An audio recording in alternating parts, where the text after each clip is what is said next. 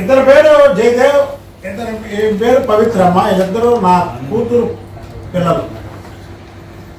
ఈమె భూమికా లక్ష్మి నా కొడుకు కూతురు. వీళ్ళ ముగ్గురు మీద ప్రమాణం చేసి చెప్తున్నా. వీళ్ళ ముగ్గురు మీద, నా కుటుంబం మీద ప్రమాణం చేసి చెప్తున్నా.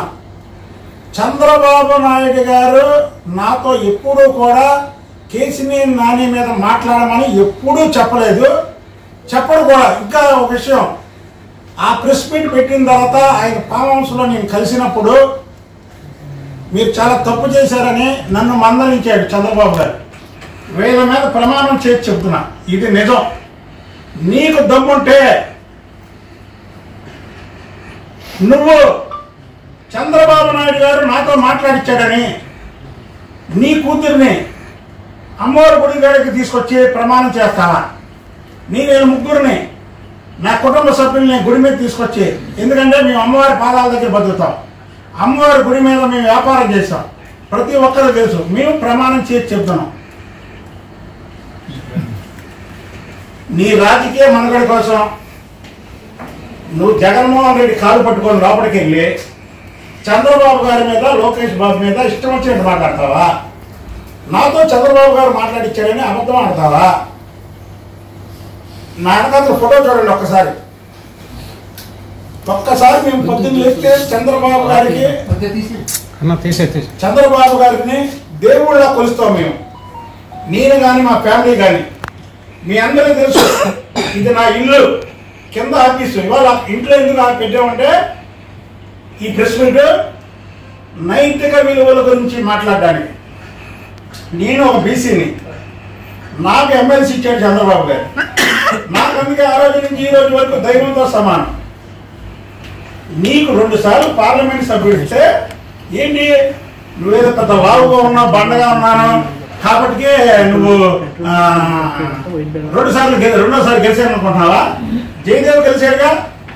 జయదేవ్ మాట్లాడితే రామ్మోహన్ నాయుడు గెలిచాడుగా. రామ్మోహన్ నాయుడు మాట్లాడితే నీకొక్కడికే ఒళ్ళు బలిసి ఆ రోజు బట్టి గెలిచిన మరుక్షణం నుంచి చంద్రబాబు నాయుడు గారి మీద, తెలుగుదేశం పార్టీ మీద, మా మీద అనేక రకాల మాటలు మాట్లాడితే మేము నోరు మూసుకొని కూర్చున్నాం. ఎందుకో తెలుసా? చంద్రబాబు గారికి నేను మాటిచ్చాను. చంద్రబాబు గారు నా వల్ల పార్టీ ఇబ్బంది పడదు, నా వల్ల నేను స్టేట్మెంట్ లేవను. ఆ రోజు కార్పొరేషన్ టైంలో మాట్లాడడం కరెక్ట్ కాదు అని మీడియా ముందు కూడా అనేక సార్లు నేను చెప్పాను. చంద్రబాబు గారికి కూడా చెప్పాను. ఇవాళ నేను మాట్లాడింది చంద్రబాబు గారి మీద అపవాదేస్తావా? బుద్ధంతో చంద్రబాబు నాయుడు గారు మాట్లాడించాడా? నువ్వేంటి? చంద్రబాబు గారి స్థాయి ఏంటి? చంద్రబాబు గారు నీ మీద మాట్లాడించాలని నిన్ను ఖండించాలంటే 5 నిమిషాలు నీతో మాట్లాడించాలా? చంద్రబాబు గారు బుద్ధం కన్నా నువ్వు మాట్లాడయ్యా అని ఫోన్ చేసి నాకు చెప్పాడా చంద్రబాబు గారు? నువ్వు విజయసాయి రెడ్డి నువ్వు ఎప్పటి నుంచి ఉన్నాయి నీ లింకులు? ట్విట్టర్ అకౌంట్ వెంకన్న దగ్గర లేదు, వెంకన్న పెట్టడం మీ మీద అని నువ్వు ఎన్నిసార్లు విజయసాయి రెడ్డికి చెప్పరా? విజయసాయి రెడ్డి ఎంతమందికి చెప్పలేదు కేసీఆర్ నాని చెప్పాడని? నేనే పెడతా. నాకు పెట్టడం రాకపోతే నా పిఏ ఉండరా? నాకు పిఏ ఉండరా? నీ ట్విట్టర్ నువ్వే పెడతావా? నీ పిఏతోనే పెట్టిస్తావు. అలాగే నా పిఏతో నేను పెట్టిస్తాను. నువ్వు వైసీపీ కోవట్టువి. ఇప్పుడు నువ్వు క్లియర్గా అర్థమైపోయింది. నువ్వు ఇండిపెండెంట్గా పోటీ చేస్తా, 2 లక్షల మెజార్టీతో గెలుస్తాను అన్న వ్యక్తివి నువ్వు ఎందుకు వెళ్ళావు? వాళ్ళు జగన్మోహన్ రెడ్డి కాలు ఎందుకు పట్టుకున్నావు? మాట వస్తే అందరి ముందు చంద్రబాబు గారు కాలు పట్టుకుంటాడు బుద్ధంకనా అని చెప్పు. ఓకే, నాకు దేవుడు ఆయన కాలుకి నమస్కారం చేస్తే నాకు పై నుంచి కింద వరకు కూడా చాలా ప్రశాంతంగా ఉంటుంది.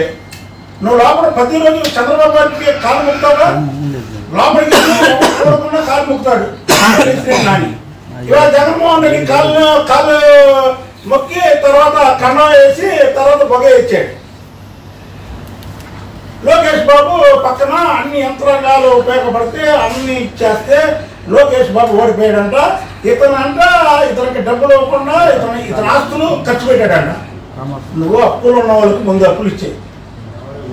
నువ్వు అప్పులు ఉన్న వాళ్ళకి అప్పులు ఇచ్చాయి. ఇదిగో తమ చట్ట అప్పుడే అయిపోలేదు కదా. క్యారెక్టర్లెస్ పిలో కేసినేని నాని నీకు చెప్తా, ఎందుకంటే నిన్నటి వరకు పార్టీలో ఉండి ఏదో వాగుతున్నావు కాబట్టి మా బాస్కి ఇచ్చిన మాట గురించి మేము మాట్లాడాల. నీకు చెప్తా, ఇది ఇక్కడ ఉంది, నువ్వేంటో అనుకుంటున్నావు.